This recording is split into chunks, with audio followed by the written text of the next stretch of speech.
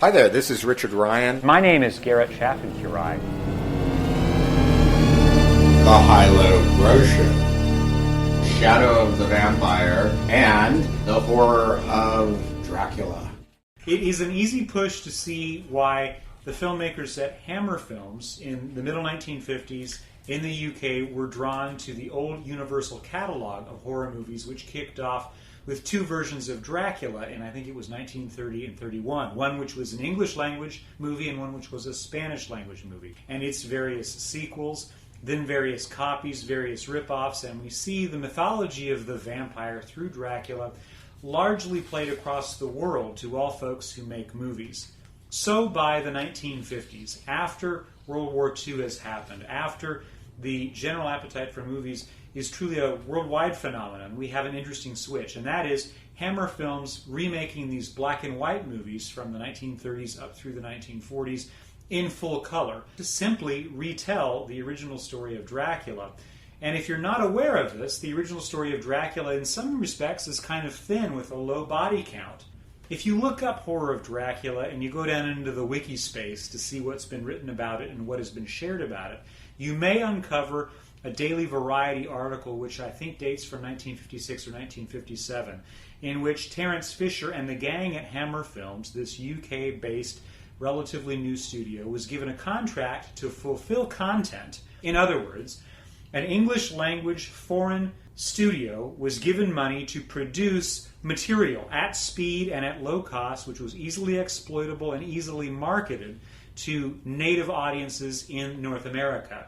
And what they turned to in order to make that happen and to be productive in their efforts of streamlining fast-made, cheap movies was hiring a bevy of very talented performers like Peter Cushing and Christopher Lee, and then attaching them to remakes of things which people already well understood, like Dracula. Horror of Dracula is the kickoff title in that series.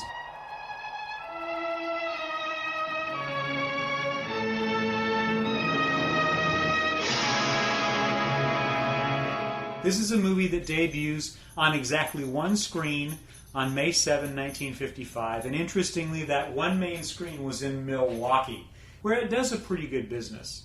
Because I'm given to this kind of set of notations, let me just spill as well that in roughly the same season a person could have seen Horror of Dracula. You might also have seen Touch of Evil, South Pacific, Run Silent, Run Deep, Vertigo, The Thing That Couldn't Die, The Revenge of Frankenstein, which was another Hammer Films release later in the year, Attack of the 50-Foot Woman, The Fly, and a personal favorite of mine, The Blob. Every one of you watching this screen, look out, because soon, very soon, the most horrifying monster menace ever conceived will be oozing into this theater.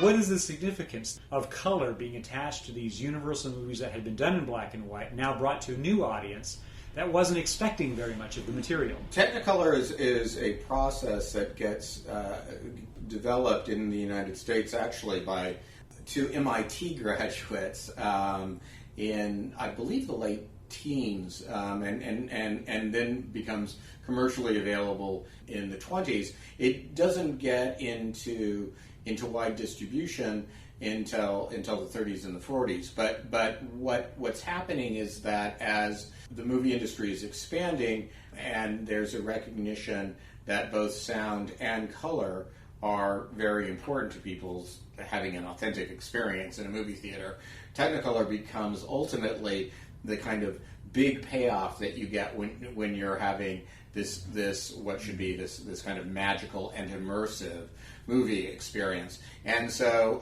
you can imagine the guys at Hammer Studios sort of trying to establish a brand for themselves and looking at the famous catalog of existing iconic horror films, things like Frankenstein and with Boris Karloff, Dracula, with Bela Lugosi, and going, we can just do these again in color with a certain amount of ramped up sexual tension that you just don't have in the original films. And it becomes a distinctive trademark of Hammer.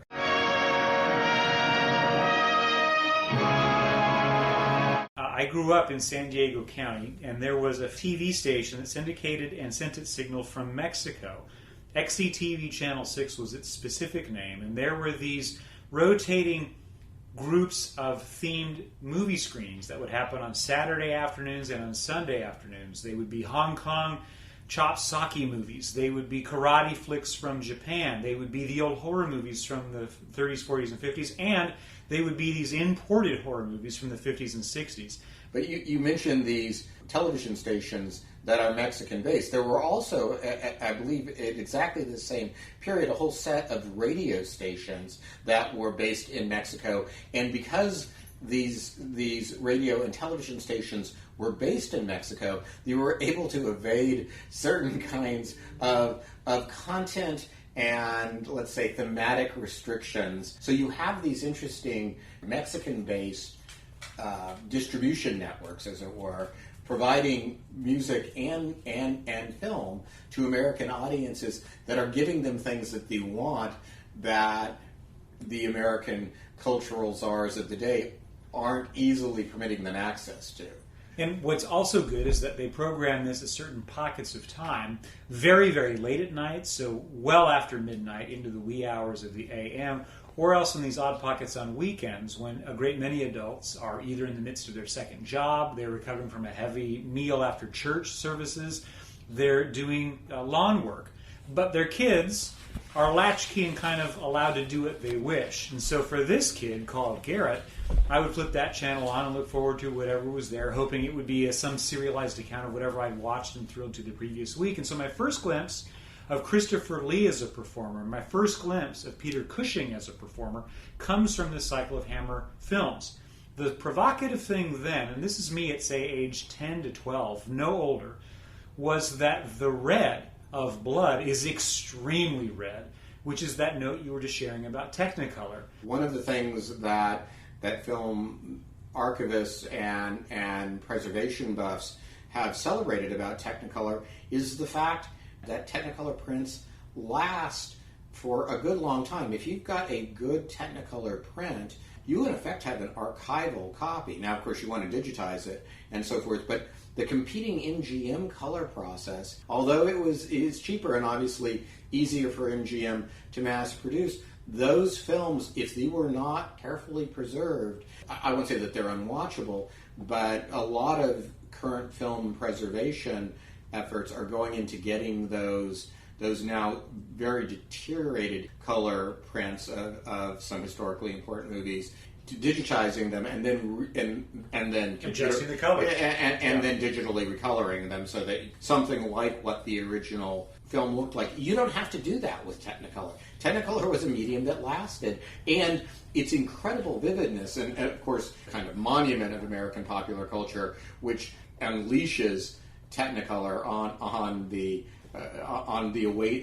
avidly awaiting public, is of course Wizard of Oz, right, which we've talked about before. That the vividness of Technicolor becomes part of the psychological, experiential, phenomenological impact of film, and that's why Technicolor, I think, actually is core to our entire understanding of the psychology and sociology of film in the 20th century. That experience of seeing color that's realer than real. That idea that movies are not just somehow that the stars are larger than life, right, but that the colors are more vivid than life. Yes. And so when you transfer that to horror, Hammer said, we can take these stories that everybody's kind of already heard, and one, we can make them much more brilliant, and also we can sex them up. What we're looking at in Horror of Dracula is a version of the Stoker story of Dracula, where we're following a young man named Jonathan Harker, who's going to Count Dracula's castle in some faraway land to do library work and archiving for this rich guy called Count Dracula. Back home, Jonathan is left behind, a fiancée named Lucy in the care of Lucy's older brother and sister-in-law. The Count sees this and doesn't quite understand that Jonathan actually is a vampire hunter in this version, and subdues this would-be killer Jonathan Harker. Things happen, and eventually a guy named Dr. Van Helsing, that's Peter Cushing, begins to investigate what happened to his friend Jonathan Harker, and realizes that Count Dracula has decided to fixate on not just Lucy, but eventually Mina, and starts to chew his way back through the family. Eventually, Van Helsing is successful in subduing him, but of course, that comes at the cost of several victims. Along the way, we see multiple stakings, which is sort of exciting. We get multiple crypt visits, which is exciting. We get some gallows humors about burials and about borders between countries and some interesting action. We realize that at the conclusion of Horror of Dracula, Van Helsing does indeed obliterate Dracula with direct sunshine. He turns to ash and blows away in a rather winning little simple special effect, and of course sweeps back into a newly incarnated form in future movies. The importance of emphasizing that is to realize that this chemistry of Cushing and Lee and their bevy of supporting players is helpful because people will simply turn out for the next iteration. Will Van Helsing get him this time? Well, of course he will. But that doesn't mean that Dracula is actually down for the count. His superpower is always being able to come back, which allows for ever more sequels and more entertainment for the mass audience that turns out for this business. We also, in addition to the notable and heralded performances of Mr. Cushing and Mr. Lee, should note three equally crucial appearances who are, I would say, absolutely essential to the ethos of the Hammer horror film. Melissa Stribling, if I'm saying her name right, who plays Mina Homewood. Carol Marsh, who plays her sister Lucy Homewood, both of whom are preyed upon by the Count.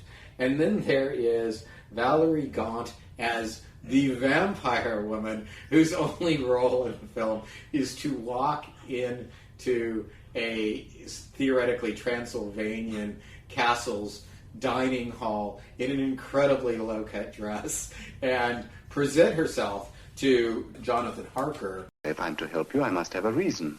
A reason? You ask for a reason. Is it not reason enough that he keeps me locked up in this house, holds me against my will? You can have no idea what an evil man he is. What terrible things he does. This leads to the appearance of the Homewood girls and to two absolutely indispensable scenes in which they appear in nightgowns. Both actresses, and we're talking about the late 50s, of course, so nudity in any kind of really explicit form is not possible, right? But both actresses appear in backlit nightgowns in front of moonlit windows where you can basically see their entire body. And you know, I come from the generation of guys who actually would look at Sears catalogs to see the brassiere ads, right? Because it becomes an image that's so crucial to the entire formula and the genre that it gets repeated. Having just rewatched Francis Ford Coppola's Dracula, his attempt to faithfully invoke the whole Dracula mythos, and which is indeed very true to the original story, but also totally indebted to the Hammer films, where Winona Ryder, playing Mina, and Gary Oldman, playing, of course, the Count, corners her in her bedroom. And, of course, and what's important in this original Hammer film is that these scenes of these women in their nightgowns happens in their bedrooms, right? He tracks them down to their they open boudoir. windows and open doors in their private space. They let him in. That's right. And Winona Ryder was famous for, despite her sex appeal, not doing nudity. Avoiding the offers to bare herself in order to make even more money in her movies. And so this one moment that she does, obviously, I think probably out of respect for Coppola's reputation as a director, but also, I think, a genuinely dramatic sense of how important that image is to the genre. The woman in the nightgown, approached by the vampire, she's backlit, she's totally exposed. He's about to, of course, literally tear away the thin gauze of civilization and reduce her to the primal creature that he wants her to be. It's that visual effect, that way of communicating eroticism in actually a relatively subtle and nuanced fashion that Hammer, despite its reputation of being lurid and over the top, actually perfected. And they were very explicitly aware of the power of this set of images because they became part of the poster art that was placed in lobbies and on book covers. And in my own education in film studies programs in various parts of the country, they were embossed as the color inserts in textbooks as an influential example of the way an image can not only sell a set of ideas, but encourage an entirely new appetite that had not been present before. And as you point out, we generally consign Hammer films to a kind of dustbin of schlock as low stuff. Thus, we're addressing it in the High-Low Bro Show. It's not intended to be something that has aspirations or the capability of achieving very high art or very high level of communication, and yet Terence Fisher and his gang do their job pretty well on what amounts to a shoestring. Perhaps nowhere more notably do we see this in the movie than the reuse of certain of the scenes that get redressed and shot from a different angle. The sets and the whole ambiance is so vivid and so totally entrancing and enchanting. There's a stylishness to the Hammer films that I think is one of the reasons why they had such an influence, is that you felt like, maybe you're making a low-budget horror film, which often look like opera sets, and they're kind of punching for the gut or for the groin, right? As the case may be. The one lasting note that I have about this: it's the first movie where I saw a staking.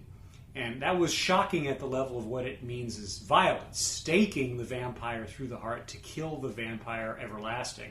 Of course, I acquired understanding of phallic imagery as time went on, and I can't help but read it that way too, that it is an impalement, it is a penetration, it is a stake as penis. But I know that as a young person, it's a very specific kind of violence that destroys the vampire, a stake, which is also a very blunt thing, a sharpened stick pounded with a hammer, and we hear the clang of that hammer at several points in the movie. But the stake, the powerful quality of that, image and sound, have been with me now for decades. So to revisit it has been sort of exciting.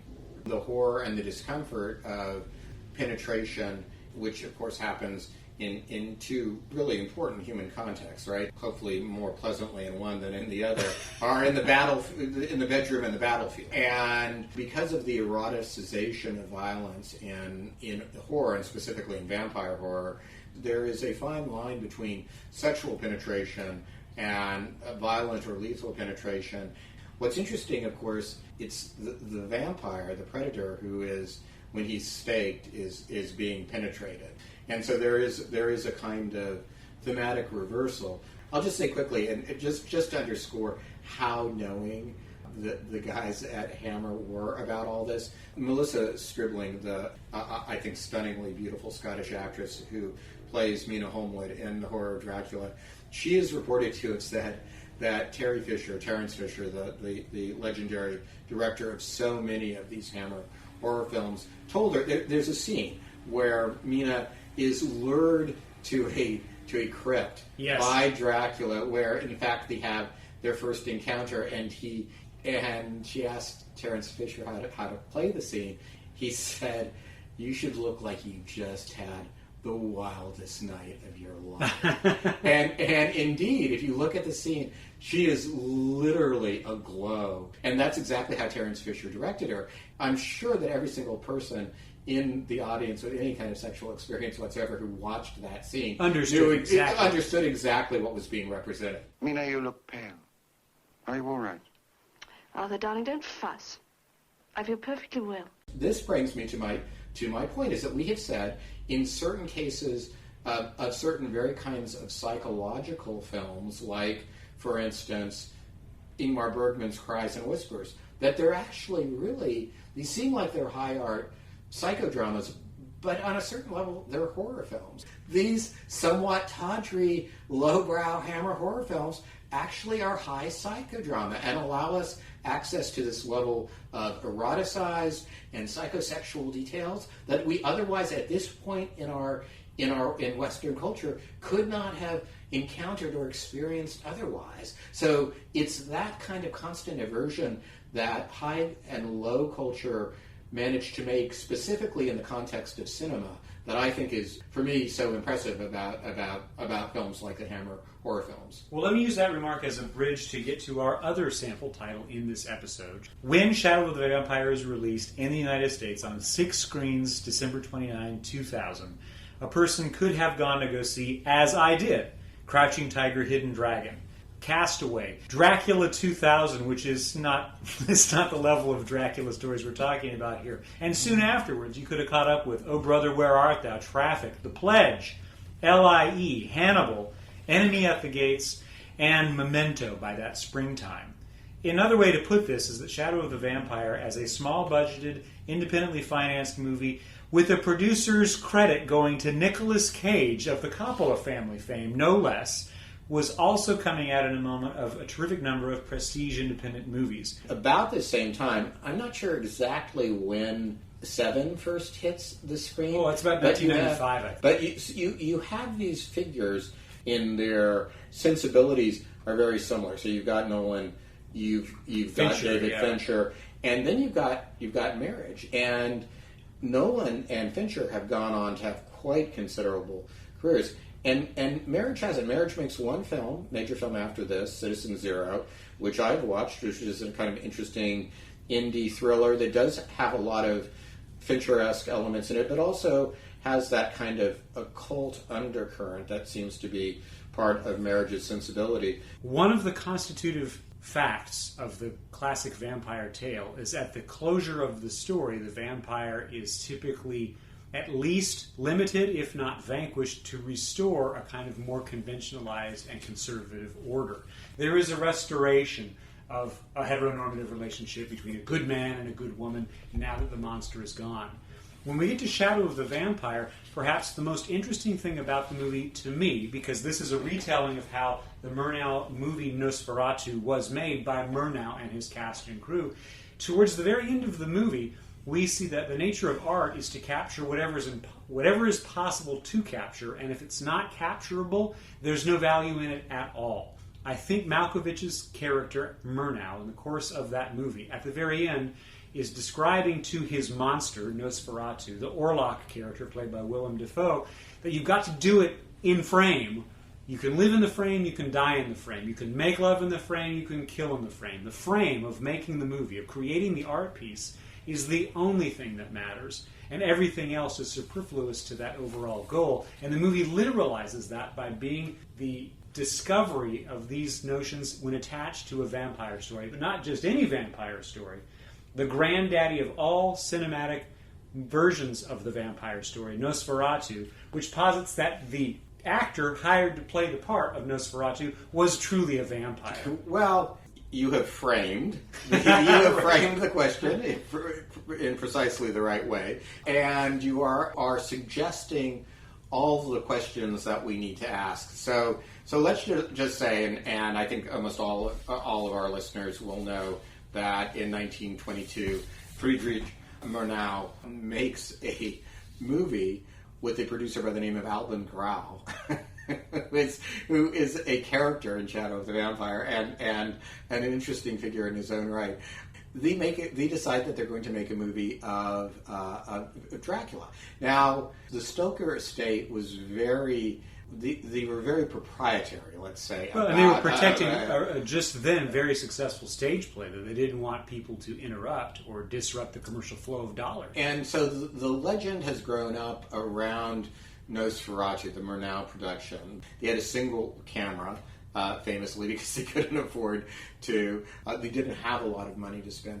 So, and they certainly didn't want to pay for the rights for Dracula. So the legend has grown up around Nosferatu, that the reason why it's not called Dracula and why Count Dracula becomes Count Orlok, because they were trying to avoid paying any kind of rights or intellectual property fees to the Stoker estate. And what's interesting about the original Nosferatu is that although it was almost immediately critically well received, it wasn't terribly commercially successful, and Albin Grau's film company Prana, given this fancy Hindu mystical name to sort of add to its occult resonances, folded almost immediately. So Nosferatu already has this reputation of one sort of being a kind of contraband, illegal film. It was made,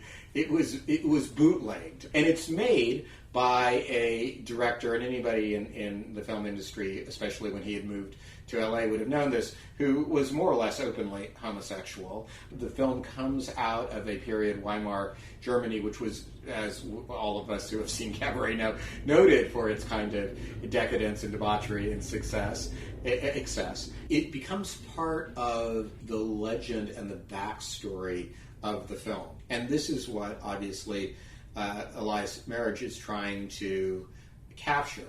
And so what he plugs into is the idea that if you just adjust a certain number of the known facts of the movie and gin up some of the subsequent pressures that would create, you have something very interesting. And he's right. He works from a script from Stephen Katz, and the script's main point is that Murnau is an interesting master of human emotion, called a film director.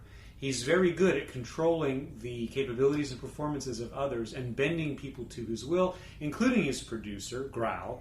But he's particularly good at manipulating his whole cast and crew to not know anything about the central performer of this movie, Nosferatu. The gag of the movie I've alluded to before is that what seems to have happened is that Murnau went somewhere and met an actual vampire and recruited him to be the central character of the movie if he could bring the cast and crew to this man's domicile. That's Willem Dafoe's character, playing Shrek, playing Orlok.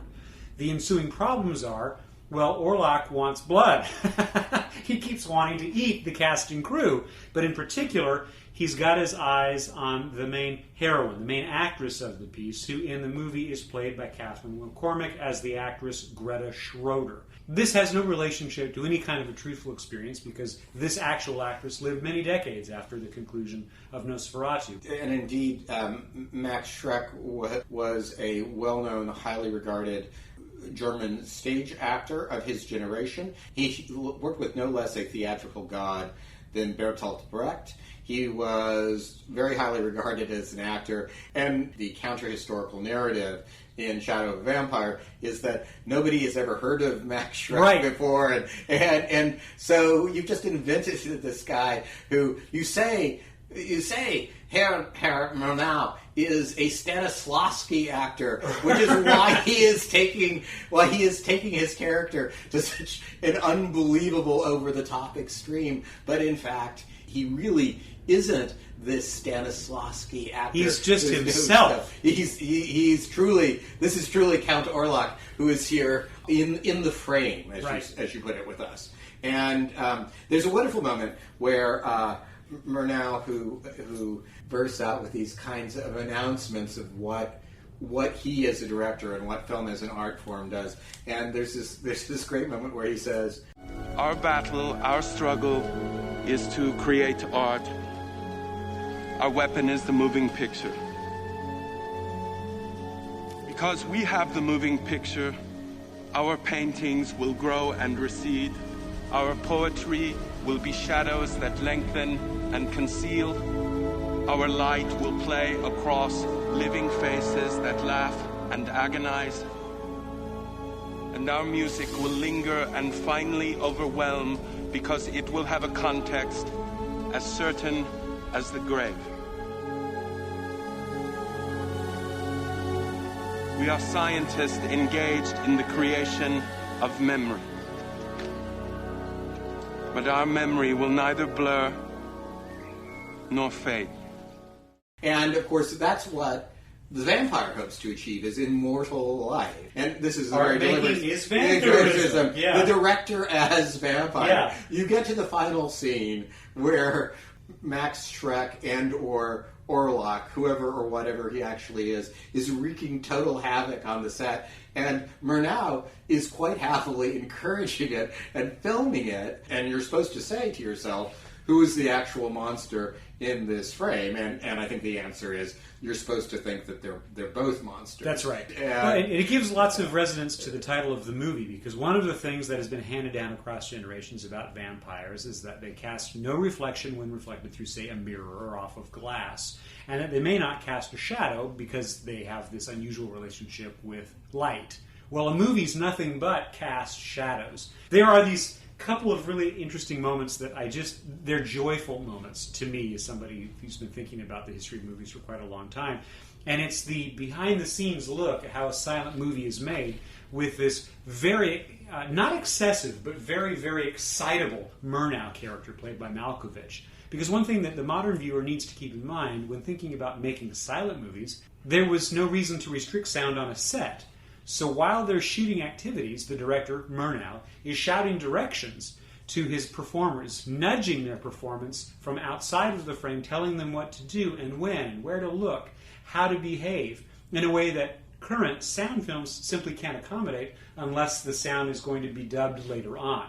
Roll camera, iris in, and begin. Gustav, you walk in very slowly. Very slowly. Yes. Feel your bag. Make sure you have your contracts. You're afraid. Who was the person who brought you? You must go into the castle. The castle calls you. The gates suddenly open. You must go in. That's excellent, Gustav. Go forward. Go forward. And end. It's Marriage playing with cinematic history to make a point. Yeah. I mean, Marriage is a guy who got his start making Marilyn Manson rock videos, and the lurid, over-the-top way that you would expect, and that is echoed very much in Shadow of the Vampire. You get his sense that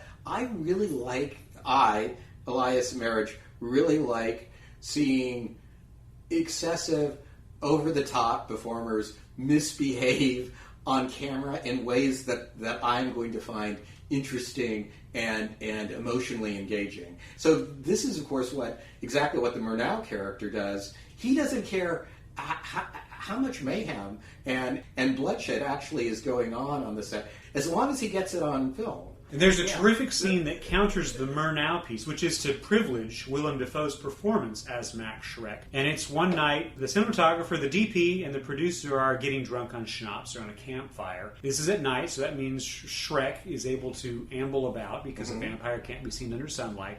He ponies up to the campfire and they begin asking him about his character. Can he even remember how to buy bread, how to select cheese and wine? And then he remembers the rest of it.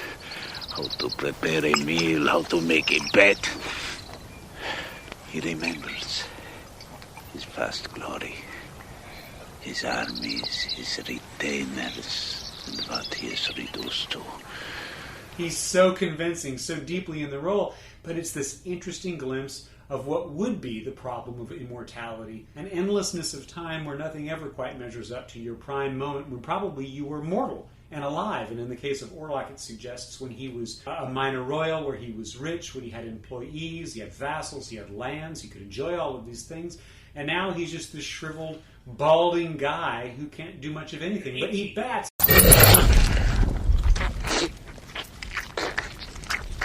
There are moments when he really does look like a vampire, and then there are moments when you can actually see his makeup coming off. You can actually you can see the pink flesh under the white grease paint. I am now of the opinion it's indeed a demented director and an equally demented actor who are just getting carried away by this whole fantasy world. That closing scene is easy to interpret as Murnau getting lost in his own fantasy of what he's witnessing and filming. And of course, the very last shot is Murnau cranking the camera and saying, "I think we've got it." And the brutal thing of it is, of course, we have learned that he's run out of film and hasn't noticed. He's been so obsessed with what he's directing and this mayhem that's happening in front of his camera that he's not actually capturing it. It's us that are seeing it. Right.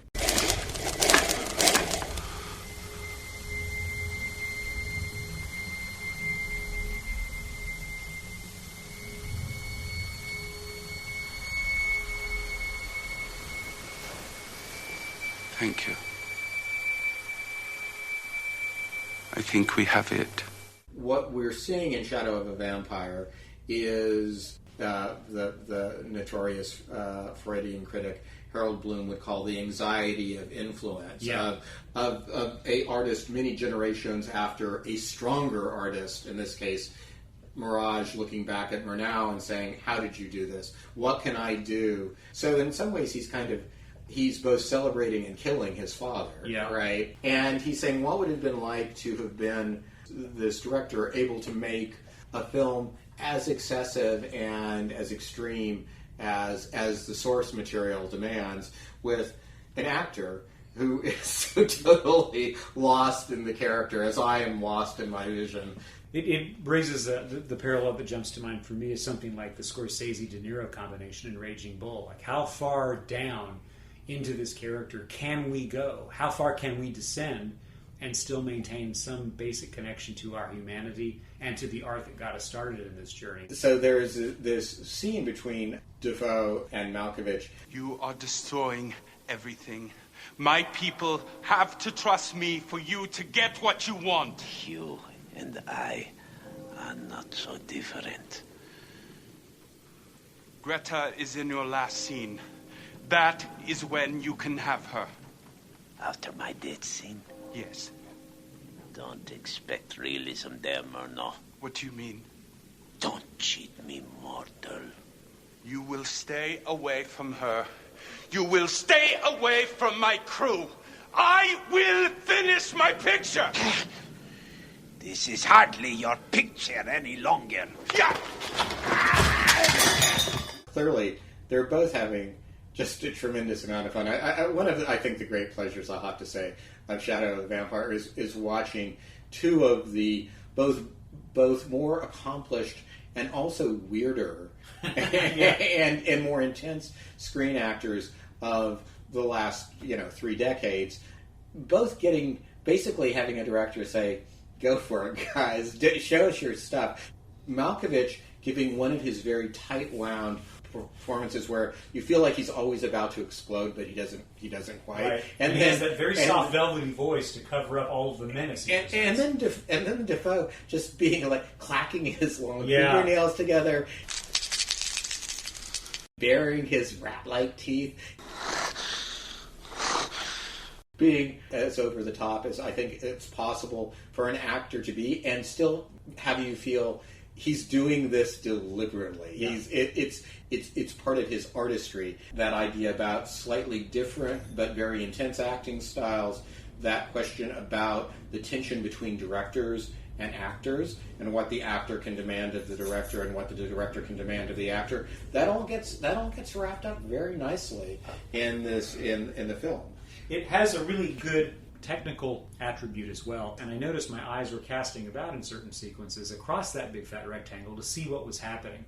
To find out what's happening, and you had earlier, I think, invoked the very poignant, formalistic notion of the frame, and what appears within the frame, and the aspect ratio of a film determines that in a way that forces the directors and the cinematographers to make all kinds of decisions about how broad or how high or how wide a view you can have. That's right. Or what should be in the foreground, and then should the background object be on the left or the right? Should everything be centered? All of those balancing issues, all of those issues of mise-en-scène and performance space, all those issues of design. And on top of that, inside of some of the sequences, particularly as we watch Shrek/Orlok at night, when the crew has gone home and he's fiddling with the equipment and exploring what the cinema machinery is, including a camera and a projector, he flashes up on a sheet, I think it is, imagery of a sunrise.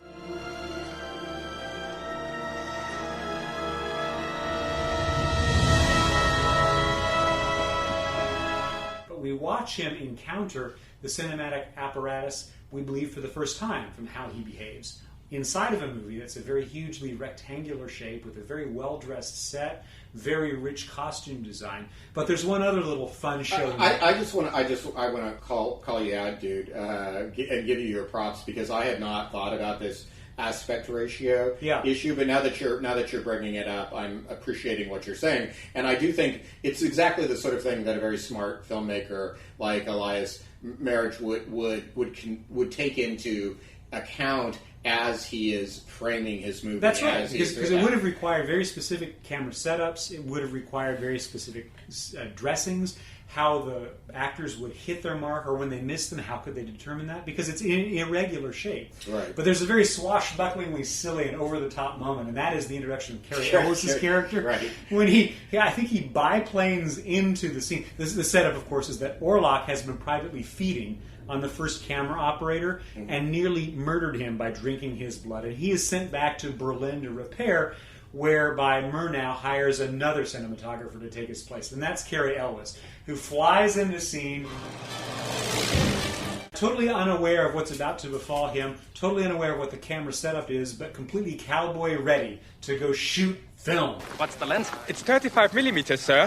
Not my ideal weapon of choice. You and I have discussed a film before that is a folie de deux, a madness of two people. And that, of course, is the assassination of Jesse James by the coward Robert Ford. It's really a two-person film. It's about Orlok and Murnau, and everyone else is kind of they're kind of window dressing, and they're all portrayed as being kind of either drug addicted, or in the case of Grau, sort of drunk on publicity and the idea of making a hit film. And the other crew members are what in Star Trek they call red shirts. It's interesting that the film is now so, in many ways, forgotten.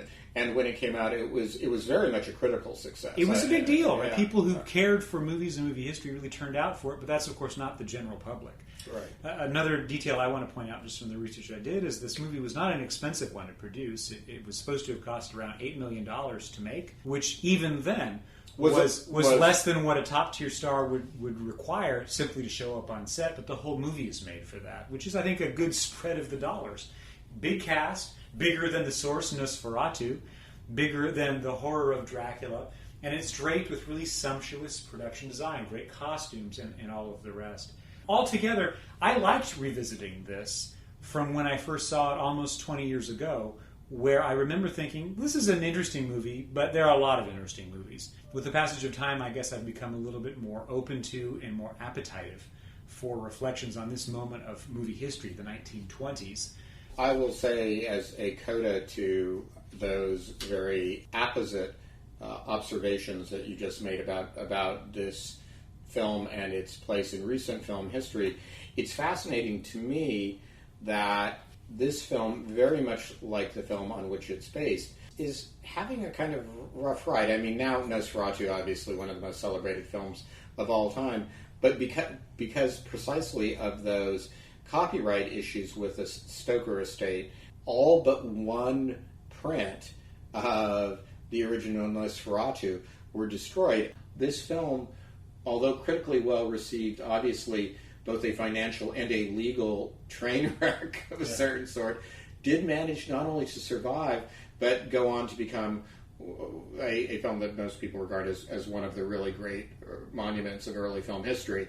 And Shadow of the Vampire, the film based on that film, now is very hard to find. You will not see this on HBO. You will not see this on Amazon Prime. But anyone who wants to watch it is going to have to do comp a copy from a friend or get the DVD, which is in fact available still.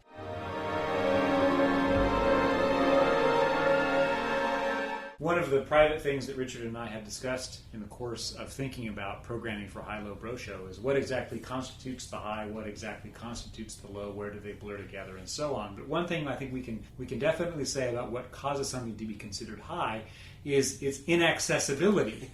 And in this example, Shadow of the Vampire is a very watchable movie, but it is literally inaccessible for most people unless they have a very deep DVD collection and picked up a copy 15 or 18 or 20 years ago, like certain friends in my life who lent me a copy, or else you've got to buy one if you've got the $15 or $20 and an Amazon account or what have you. It's not something you can find easily, which Garrett, ropes it off. I'm going to make an offer right here now, as not simply one of the participants in the High-Low Bro Shows, but also one of the producers.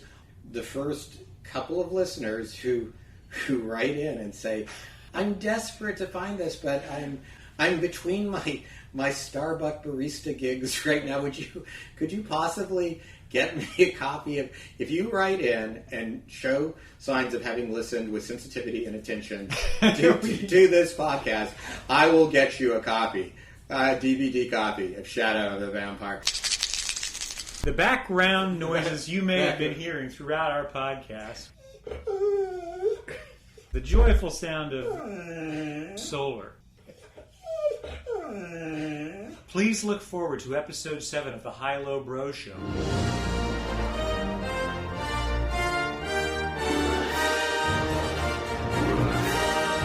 Ready Player One by Steven Spielberg and Everything is awesome. The Lego Movie by Phil Lord and Christopher Miller. Stay tuned.